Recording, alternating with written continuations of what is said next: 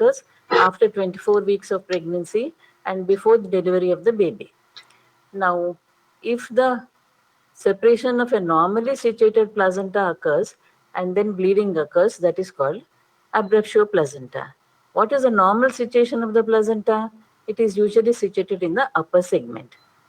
So, other terms for this abruptio placenta are accidental hemorrhage and premature separation of placenta. This, if this accidental hemorrhage word was coined by Rigby in 1776 and it is continuing like that, it does not mean that all these cases are because of an accident. An accident or injury to the pregnant uterus and separation of the placenta occurs very rarely. Though this term was wrongly coined, we are still continuing with that. Yes, what is the incidence of this? It is 1 to 3% of all deliveries, and two-thirds of the cases of antepartum hemorrhage are because of abruptio placenta. How do we grade this? Clinically, we grade this depending upon the condition of the mother and the condition of the fetus. Now, Sher and Shetland have graded this depending upon the clinical picture.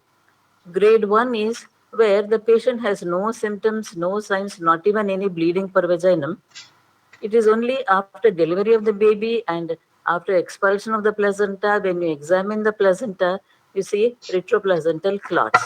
See, normally after every delivery, we have to examine the placenta to see if all the cotyledons have been expelled, if all the membranes have been expelled, because if anything is retained, patient will have postpartum hemorrhage. So when we examine like that, what we see is only a retroplacental clot. So that is grade 1. So this, before delivery of the baby and the expulsion of placenta, we cannot diagnose this grade 1, and it is the least harmful of the 3 types. Now grade 2 is where patient has signs of abruption like pain abdomen, bleeding per vaginum, and then when we examine uterus is tense, tender, uh, but there is no maternal distress, there is no fetal distress. Mother's condition is good, there is no hypotension, no tachycardia. Similarly, the fetus does not show any abnormal fetal heart rate. Now, in grade 3 is the most severe type. Here, severe abruption, a greater area of the placenta has separated from the uterine wall, and mother's condition may be bad, hypotension may be there, profuse bleeding may be there, and the fetus, either fetal distress is there or many times fetus is dead also. Now, this grade 3 is sometimes associated with coagulopathy and sometimes without coagulopathy. I will tell you later what is coagulopathy. Now, here you can see the picture. This is a picture of a placenta, and you can see the retroplacental clot. This was the grade 1 placenta, placental abruption. You can see the retroplacental clot very clearly in the upper part of the placenta. Now, causes. What are the causes for this placental abruption? The causes are not clear, but some associated conditions are seen. See, basically what happens in these placentas is there is abnormalities in the vasculature, in the placental blood vessels. There may be vasoconstriction, there may be formation of thrombus in the blood vessels. So, in all these conditions, one of these etiological factors is there, and then the placenta separates. So, what are the conditions which are seen associated with this abruption? One is preeclampsia, hypertension. Preeclampsia, eclampsia, hypertension, where the mother's blood pressure is high.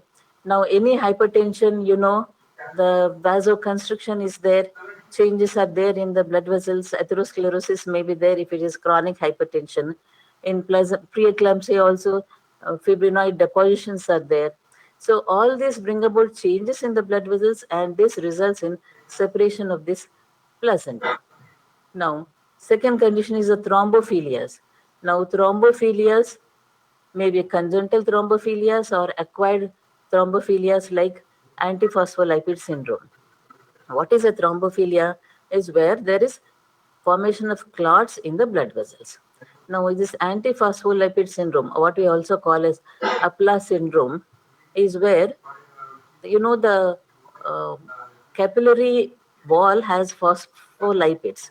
Now, in the body, the antibodies are formed against these phospholipids. Now, these antibodies will go and attach to the phospholipids, and then that initiates the process of thrombus formation. So, blood vessels get occluded, and then there is vasoconstriction also associated with this, and separation of the placenta occurs. Then there may be a trauma to the placenta, like say in procedures like amniocentesis and external cephalic version. What is amniocentesis? In certain conditions, we want to take out the amniotic fluid from the amniotic cavity inside the uterus. So what we do, we pass a long needle like an LP needle into the amniotic cavity through the abdominal wall and through the uterine wall and aspirate amniotic fluid. Now, if placenta is injured during this process of passing the needle, usually we do this under guidance with ultrasonograph. We see the placenta, locate the placenta, avoid the placenta. But sometimes it may be unavoidable. For example, if the placenta is situated on the anterior wall of the uterus, then, and you can't get a placenta free window, and then the placenta will be injured by the needle. Similarly, in external cephalic version is where in a transverse lie or in a breech presentation, we try to change the presentation of the fetus into a longitudinal lie with the head coming down. With the cephalic, we want to convert it into a cephalic presentation. So we manipulate the baby and try to move the baby. So in these procedures, again the placenta may get disrupted and separated from the uterine wall. Then rare causes are a fall on the front of the abdomen or a kick on the abdomen. These are very rare causes which can cause placental separation. Yes, then other conditions are sudden decompression. Suppose, for example, there is polyhydramnios. What is polyhydramnios? It is a condition where the amniotic cavity, excess of fluid is there in the amniotic cavity. Now, in labor, when the membranes rupture, there is sudden release of this amniotic fluid from the vagina, from the cervix and vagina. So, what happens is suddenly the size of the uterus becomes low, becomes reduced, and when there is a sudden decompression, then anything that is attached to the uterine wall naturally will become separated. Just imagine a large balloon and you let out some air from the balloon, the size of the balloon comes down, and naturally something that is attached to the inner surface of this balloon will get separated. Similarly, this is what happens in the uterus. So similarly, in a multiple pregnancy, where twin pregnancy, where after the delivery of the first twin, then there is suddenly reduction in the size of the uterus and the placenta can become. Then, in conditions like folic acid deficiency where hyperhomocystinemia is present is many times associated with preeclampsia, and that may be the reason for the separation of the placenta. Smoking and cocaine abuse. People who smoke and who use cocaine, the basic pathology here is vasoconstriction and changes in the capillaries that are responsible for the placental separation. Then, if there is already a previous abruption is there in a previous pregnancy, again that is likely to be repeated in this pregnancy because the same etiological factors may be presenting now also, they may be acting, and so again abruption can be repeated. Now, what is the pathology? What happens? Basically, there is a vasospasm. So, when the arteries undergo spasm, venous engorgement occurs, and the arterioles rupture into the deciduum basalis, and a small hematoma will form initially. Now, when more and more bleeding occurs, the hematoma becomes larger and larger, and then it separates the placenta from the uterine wall. Now, clinically, again, we have three types of abruption: concealed variety, revealed variety, and mixed variety. Now, concealed variety constitutes about 35% of the cases. Here, this is the most dangerous variety because the patient will come to you late, will come to the late into the hospital because there is no bleeding. All the blood that is collecting inside the uterus because the membranes are still intact, and this blood has either gained into the amniotic cavity or it has gone between the muscle fibers into the muscle fibers of the uterine wall, and it is not coming out. So the patient does not have any bleeding per vaginum, and so and she may be having pain, but she will think it is labor pains, and she may delay coming to the hospital, and then her condition becomes bad. So this constitutes about 35% of the cases. Now, in the revealed variety, initially itself the blood dissects the membranes away from the uterine wall, and the blood appears externally in the vagina, and patient will come to the hospital early because she has bleeding per vagina. These constitute about 60% of the cases. In the mixed variety, which is about 5%, some blood may be revealed and some blood may be still collecting in the uterine cavity.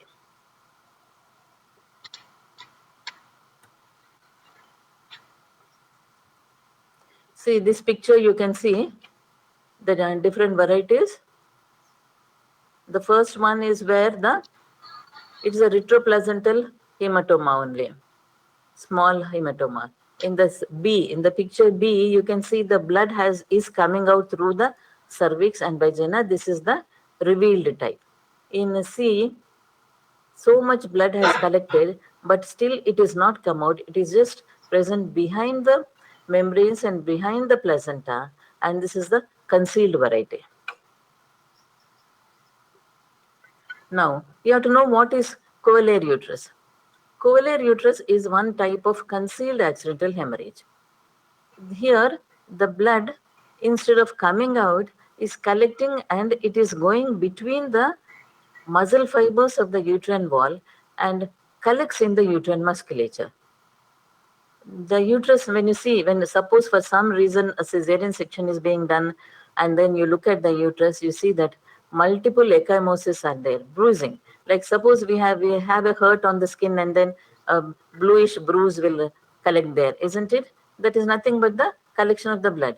Similarly, the uterus will show multiple bruising. So multiple ecchymosis are there. It looks really terrible. You will think, okay, what is this uterus? Will it ever recover? You will be surprised. But and then the tubes and ovaries, the blood after collecting between the muscle fibers, it will come out. Even the tubes and ovaries may be filled with blood. Peritoneal cavity may contain blood. So the another term used for this is uteroplacental apoplexy. But please remember, suppose we are doing a cesarean section for some other reason, there is no need to do hysterectomy. Though the uterus looks bad, there is no need to do hysterectomy because usually 99% of the time this uterus recovers. Uterus goes back to its normal condition with resorption of the blood. Now, and what happens to the fetus in this condition? Because the uterus is filled with blood, uterine musculature is filled with blood, there is tetanic contraction of the uterus, and raised intrauterine pressure will be there. Now, when the raised intrauterine pressure is there, the pressure will push the placenta, and so placental blood supply is cut off. And since the fetus is not getting oxygen through the placenta, fetal death will occur. Acute hypoxia will occur and fetal death will occur. So most often this covalent uterus is associated with the fetal death. Now, what are the symptoms and signs with which the patient will come? Now, severe and constant abdominal pain the patient will have. Initially, she may think it's labor pains. You also may think it is labor pain. But when you look at for the other signs and symptoms, if the patient has bleeding, excessive bleeding, then you first think with pain abdomen, first think of an abruption. Now, so the second symptom is bleeding, and this is present in revealed type and the mixed types. And pallor is there. Patient is very pale because she's bleeding inside. Now, she may complain of a little bleeding only, but the pallor is much more. So this pallor is out of proportion to the amount of bleeding that the patient will complain of. Why? Because most of the blood is collecting inside the uterine cavity. If patient is also having hypertension or a preeclampsia, blood pressure may be raised. And on examination, you see that the uterus is larger than the period of amenorrhea because the size of the uterus has increased. Suppose a patient complains of 8 months amenorrhea, she should be 32 weeks, but the uterus may appear like 36 weeks. Why? Because the blood is collecting in the uterine cavity. So the size of the uterus is much larger than what you expect for that period of amenorrhea. Then uterus is tense. You put your hand on the uterus, patient will complain of pain. It's tenderness, severe tenderness is there. Uterus is rigid. This is all because the uterus is musculature is filled with blood. It is simply tense. It is unable to contract also, and it is hard when you touch and try to make an indentation on the uterine wall, on through the abdominal wall. You can't make an indentation because it is rigid. Then, and because the uterus is tense, wall is rigid, you cannot feel the fetal parts easily. So there is difficulty in palpating of fetal parts. And fetal heart also may be difficult to hear because of the uterine contraction, with uterine tetany. Fetal distress may be there, that is tachycardia may be there initially, later bradycardia may be there. Or if the fetus is dead, even absent fetal heart sounds may be there. Now, hemorrhagic shock may be there because patient has lost a lot of blood. She may be in hypovolemia and she will go into hypotension. BP will fall, tachycardia will be there, BP will fall. Initially, diastolic will reduce, then even systolic may disappear, and BP may become unrecordable when the patient goes into shock, and she may become unconscious also. This is the extreme case of placental abruption, which is seen very late and treated very late.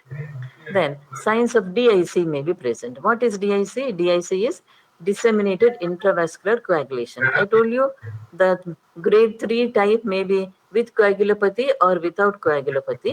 So if it is with coagulopathy, signs of disseminated intravascular coagulation will be there. That is where the blood is fails to contract. I will tell you about this later. Now, on vaginal examination, patient is in, if the patient, most of the time, patient may be in labor and cervix may be partially effaced, os may be open, and then liquor will be blood stained. That is a very pathognomonic sign. If the liquor amniotic fluid is blood stained, then you have to think of a placental abruption. Then, what is the role of ultrasonogram? In placenta previa, I told you, in ultrasonogram helps very much to diagnose the condition of placenta previa because you can locate the placenta. Here in placental abruption, it helps in a negative way in the sense that it will rule out placenta previa. Now, or sometimes a retroplacental hematoma you may be able to see on ultrasonogram. Here you can see that R is a retroplacental hematoma. This is an ultrasonogram picture.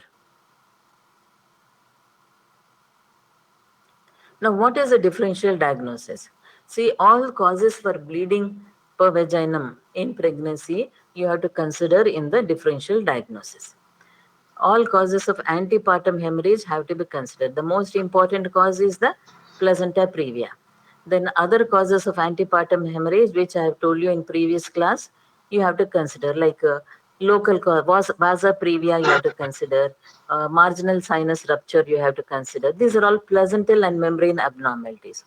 Then there may be non-placental causes, local causes like any lesions on the cervix, cervical erosion, cervicitis, any polyp or any cervical carcinoma, all these ulcerations, all these you have to consider local causes as causes for bleeding per vagina. Then general causes like any hemoglobinopathies or any coagulation defects in the mother, you have to consider. Then other causes apart from bleeding, because the patient complains of pain abdomen, you have to think of preterm labor. Patient may be in preterm labor. She may be having, say, 7 months amenorrhea or 8 months amenorrhea, and she's complaining of pain abdomen, no bleeding. General condition is good. There's uterus, there's no tetany. Uterus size is corresponding to the period of amenorrhea, and uterus is contracting. You think of preterm labor. Then it may be an acute polyhydramnios. I told you polyhydramnios is where there is excessive collection of amniotic fluid in the amniotic cavity. Now this may occur acutely over the course of a few hours. Then the patient will have severe pain abdomen and she will complain of pain abdomen. And when you examine, you will see that the fluid thrill is there, and ultrasonogram will clearly tell you the polyhydramnios. That is because the amniotic fluid index is increased. Rupture of uterus. Rupture of uterus.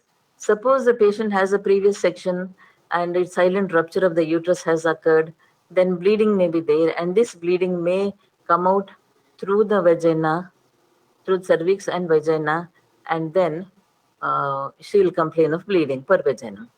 So, uh, red degeneration of fibroid. See, a pregnancy associated with the fibroid uterus. You know what is a fibroid uterus is where there is a growth on the uterine wall. So this fibroid, as a uterus is increasing in pregnancy, sometimes it undergoes red degeneration. Then patient will have pain, she'll have fever, tachycardia, and other symptoms. So if you know that previously the patient had a fibroid, you have to think of the red degeneration. Or you do an ultrasonogram, you can locate the fibroid, and then you can think of the red degeneration as one of the differential diagnoses. Then pyelonephritis, that is urinary tract infection with kidney infection where renal angle tenderness will be there. Then all other causes of acute abdomen, because in these conditions, severe pain abdomen will be there, like all bowel conditions, appendicitis or intestinal obstruction or colitis, etc. All those conditions also sometimes may cause confusion in diagnosis. So all these conditions you have to think of in differential diagnosis. Now, what are the complications that you see with this condition? Now, what are the maternal complications, fetal complications? Maternal complications, main thing is she will go into shock, hemorrhagic shock, because patient is bleeding. Either it may be revealed bleeding or it may be a concealed bleeding, but lot of bleeding is occurring. Mother is losing blood, so she may go into hemorrhagic shock. Renal failure. Renal failure, again, it is a pre-renal failure in the sense that due to hypovolemia, less blood is flowing into the kidney, so kidney function becomes less and renal failure can occur. Urine production will become less. And the type of renal failure that we see most often is acute tubular necrosis, and this is more common than cortical necrosis. Now, the difference is that acute tubular necrosis, usually once this condition is treated, kidney regains its function. Cortical necrosis may sometimes persist and patient may need dialysis. Then the third complication is disseminated intravascular coagulation. I will tell you in detail about this. The fourth one is the postpartum hemorrhage. Now, after delivery, after expulsion of the placenta, patient will start bleeding. Now, why this occurs? One is because of the uterine atonicity. Though the uterus is tetanic, it is unable to contract and stop blood flow. Now, normally, this postpartum hemorrhage is prevented after delivery of the baby and expulsion of the placenta by contraction of the uterus, contraction and retraction of the uterus, so that the mouths of the large blood vessels are closed off. Now, if the uterus does not contract, these blood vessels, mouth cannot be closed off and it will still continue bleeding. Then later coagulation will occur and bleeding will stop normally.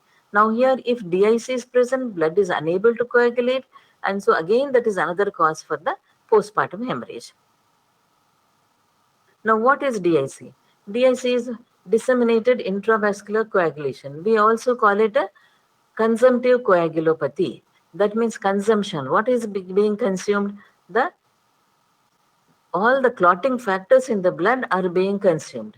See here, the blood clotting occurs in intrinsic pathway and an extrinsic pathway, isn't it?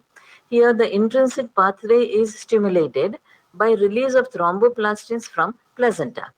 Now, what happens is here the fibrinogen is converted into fibrin by the thromboplastins. And so this fibrin is then lysed by plasmin. Plasminogen is converted to plasmin and the plasmin acts on the fibrin, and then fibrin is lysed and fibrin degradation products, FDP is fibrin degradation products are increased. Now over the course of time, in a few hours or in after some time, what happens? All the fibrinogen is used up, all the plasminogen is used up. No more clotting can occur, no more lysis also can occur, and so the patient will start bleeding profusely. So she will bleed from every surface. You try to start an intravenous line, she will start bleeding from the side. She may start bleeding from the gums. She may have bleeding per gastrointestinal bleeding or bleeding per rectum. Any sort of bleeding everywhere. You just a small prick, she'll start bleeding. So profuse bleeding can occur, and this leads to again shock. And later even thrombocytopenia will develop. That is, platelets also will be reduced. Now, what are the fetal complications that can occur? Main thing is the prematurity, because many times this abruption will develop in the earlier weeks of pregnancy, that is before term, but after 24 weeks. So baby is premature, all the problems associated with prematurity will be seen. Then hypoxia and fetal death can occur. Why hypoxia? I told you the placental blood supply will be reduced. So the fetus gets less oxygen and progressive hypoxia occurs and fetus will die. All this because of the separation of the placenta and the tetanic contraction of the uterus. It doesn't allow the placental blood supply to flow, and so baby is not getting enough blood supply.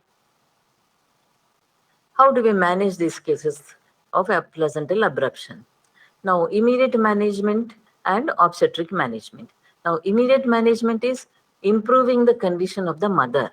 Mother may be in hemorrhagic shock, so you give adequate fluids, blood if necessary, bring up the blood pressure. So you have to resuscitate the mother either with blood or crystalloids.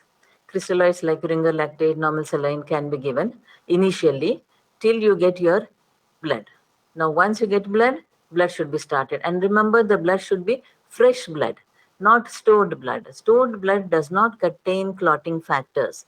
Fresh blood only contains clotting factors. So there is no point in giving stored blood if, especially if the mother has DIC.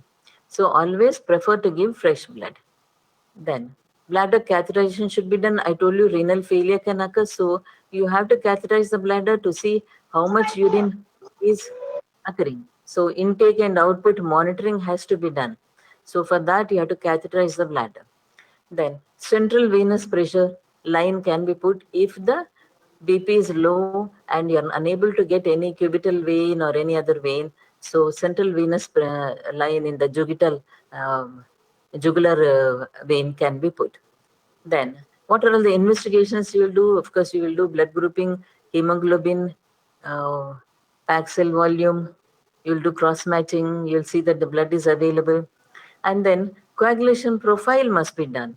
All the tests which measure the coagulation, which give us an analysis of the coagulation level in the mother, should be done, like fibrinogen, serum fibrinogen, fibrin degradation products, APTT, that is activated prothrombin time, platelet count, clotting time, bleeding time, clot retraction test. All this has to be done so that we'll have an idea of the level of coagulation in the mother. And if necessary, we have to give blood components to treat this. Then, obstetric management, immediate delivery is very, very important. There is no question of postponing delivery. When I was talking about placenta previa, I told you that if the bleeding is not much and only slight separation of the placenta has occurred, you can give a expectant line of management. You can wait and watch, allowing the pregnancy to progress a little further and allowing the fetus to become more mature. But here, in a case of placental abruption, there is no question of waiting, there is no question of postponement. Immediate delivery has to be done. If you don't do this, you will lose not only the fetus, you will lose the mother also. So you have to deliver immediately. Now, how will you deliver? What is the mode of delivery? Mode of delivery depends on gestational age and condition of mother and the fetus. Now, suppose it is a term pregnancy, baby is alive, a good sized baby, and labor is not imminent. You have done a vaginal examination, you see that the os is only 1 or 2 centimeters dilated. She is a primary gravida. She is not likely to progress immediately, and delivery is not going to happen immediately. But the fetus is good. So then you have to do a cesarean section. That would be the best thing to do to save the fetus.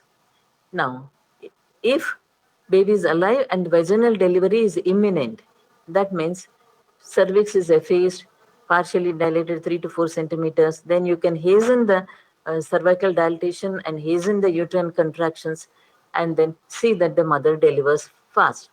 Now, during labor, you can do an ARM so that labor is hastened. Then you can also see the color of the liquor. If you do an ARM, whether it's blood stain or meconium stain indicates fetal hypoxia.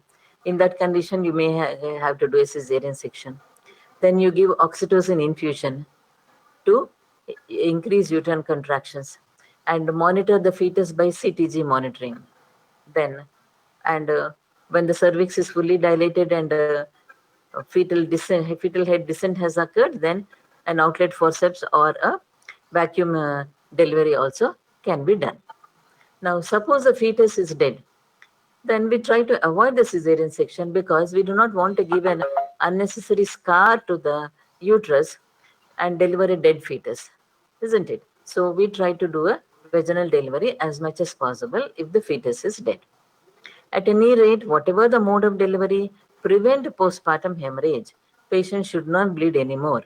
So, to prevent postpartum hemorrhage, after delivery, after expulsion of the placenta, you give all uterotonic agents like prostaglandin F2 alpha, which causes continuous contraction of the uterus. Or you can give oxytocin 20 units intravenous drip. Or you can use misoprostol. You can use methyl ergometrine. So, whatever the agent you give and try to prevent postpartum hemorrhage.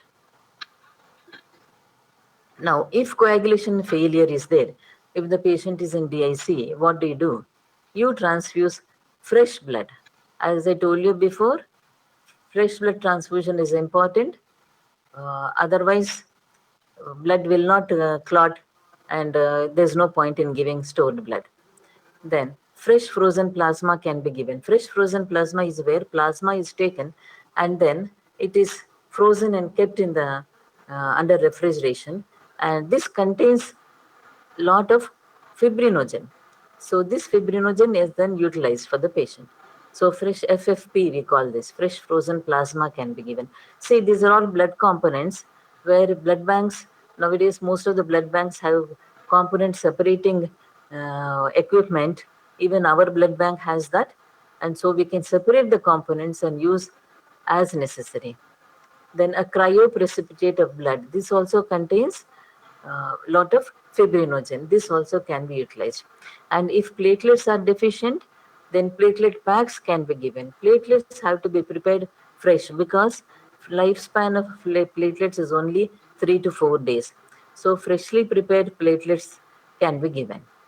Then if coagulation failure is there, it is preferable to do a vaginal delivery because naturally if cesarean section is done, then more bleeding can occur. So you try to do a vaginal delivery. Now suppose cesarean section is necessary for some reason, then before taking up for section, you correct the coagulation. Coagulation must be corrected by giving all the other above measures, what I have told you, fresh blood and FFP and cryoprecipitate and platelets, etc. Improve the coagulation, that is, shorten the coagulation time, bleeding time, and then you take up for cesarean section. That would be the ideal thing to do. Now, what are the indications for cesarean section? Now, indications for cesarean section, if the fetus is alive and mature and delivery is not imminent, vaginal delivery is not imminent, then you can do a cesarean section. Or if severe bleeding is there, vaginal delivery is not imminent, you want to stop the bleeding, the only way to do this is to deliver the baby and see that the uterus retracts. So in that condition again, you may have to do a cesarean section for immediate delivery. Then you thought the patient will progress and deliver, but after giving oxytocin, doing ARM, and taking all the measures, patient has not progressed, labor has not progressed. You can't wait for long, so you do a cesarean section. Or for obstetric reasons, that is, suppose obstetric reasons means other conditions rather than this abruption. Like suppose CPD is there, she's a primary gravida with a cephalopelvic disproportion or a contracted pelvis, or she's got a large baby, a baby more than 4 kg, or a breech presentation is there, or a transverse lie is there. All these are obstetric reasons for cesarean section. Then, irrespective of the patient's condition, irrespective of the fetal condition, even for a dead fetus, sometimes you may have to do a cesarean section if obstetric reasons are there. Now, this is just a comparison of placenta previa and abruptio placenta. I am telling you this because, as I told you, the management is different. For placenta previa, you can wait and watch. For abruptio placenta, you cannot wait, you have to deliver immediately. So, you have to know the differences and decide whether it's placenta previa or placental abruption, and then decide whether expectant management can be given or termination of pregnancy should be done. Now, bleeding and pain, there are sudden, recurrent, painless bleeding you see in placenta previa, whereas in abruption, severe abdominal pain is there and bleeding may be less, it may be revealed, or sometimes the bleeding may not be there. Then the blood is bright red in placenta previa. It is always revealed and it is bright red. In abruption, it may be dark colored. Then pallor is usually proportionate to the amount of blood loss in placenta previa. Pallor is out of proportion to the blood loss in a placental abruption. Then hypotension is not present in placenta previa because usually small amount of blood loss will occur. Patient will not go into hypovolemic shock. But in placental abruption, hypotension may be there, hemorrhagic shock may be there. Fundal height corresponds to the period of amenorrhea in placenta previa. Now here in abruption, because of the blood collection inside the uterine cavity, the height of the fundus is more than the period of amenorrhea. Now, on palpation, uterus is soft, relaxed because patient is not in labor, uterus is not contracting, uterus is relaxed in placenta previa. In abruption, uterus is tense, tender, rigid. Now, fetal parts are easily palpated in placenta previa. Then fetal parts are difficult to palpate in abruption because uterus is tense. You can't feel, if something is tense, you can't feel what is inside, isn't it? Then head is high, floating head is present in placenta previa because placenta is occupying the lower segment. Head cannot come down, so it is high up. Whereas in abruption, head is lower down, it is fixed. Malpresentations are seen in placenta previa because of the presence of placenta in the lower segment. Because head cannot come down, head goes laterally, so an oblique lie may be there, or a transverse lie may be there, or a breech presentation may be there. These are not seen in abruption. These are not common. Most of the time, it is cephalic presentation in placental abruption. Now, fetal heart sounds are usually normal in placenta previa.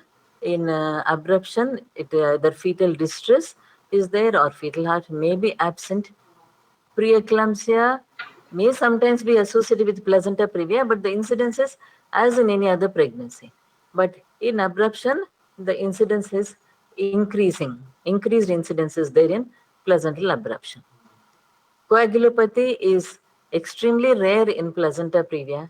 Coagulopathy is very common in placental abruption.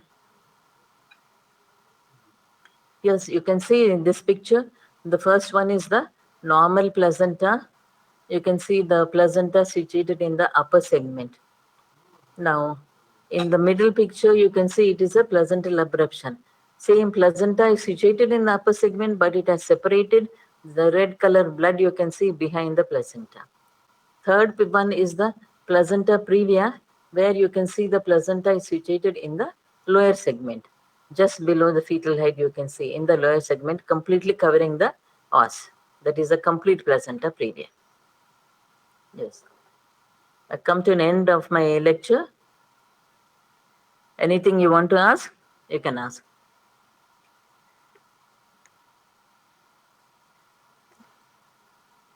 Any questions you can ask.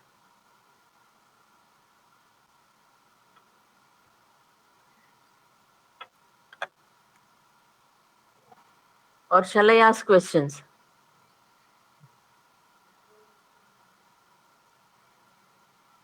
No response?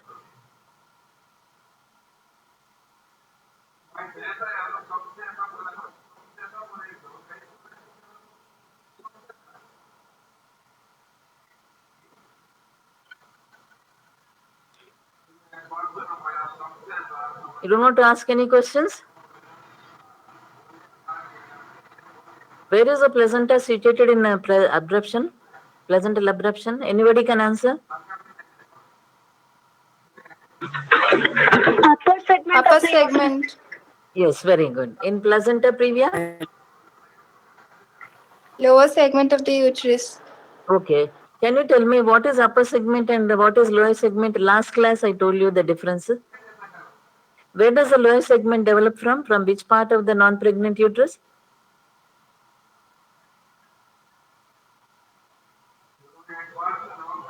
When is this lower segment formed?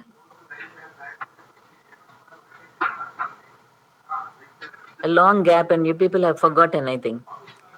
Lower segment is formed from the isthmus of the non-pregnant uterus. Isthmus is a small area, 2 to 3 millimeters area between the anatomical os and the histological os. In pregnancy, particularly in the last trimester, last few weeks of pregnancy and during labor, the lower segment is formed. Normally, placenta is situated in the upper segment. Okay. What else? What is expectant line of management in placenta previa?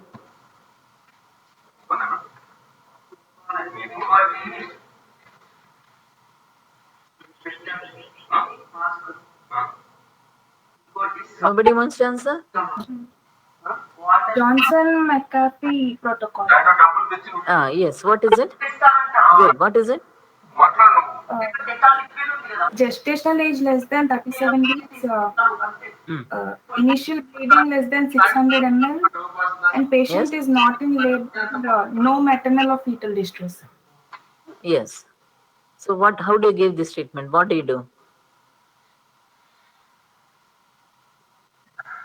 What is this expectant line? What does it Complete mean? bed rest. Yes. Will you admit the patient or will you not admit the patient in hospital?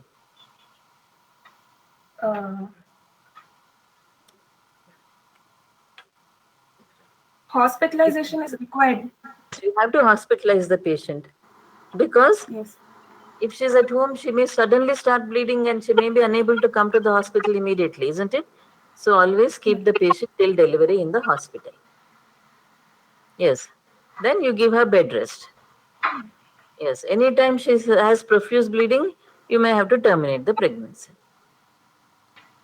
Okay. What are the indications for cesarean section in placental abruption?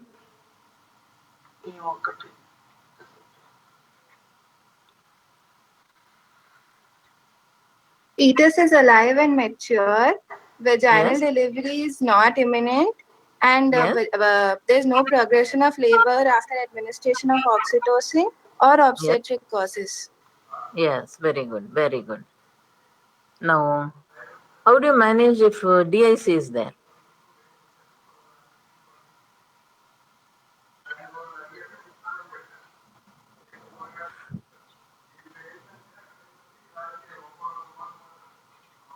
How do you treat DIC?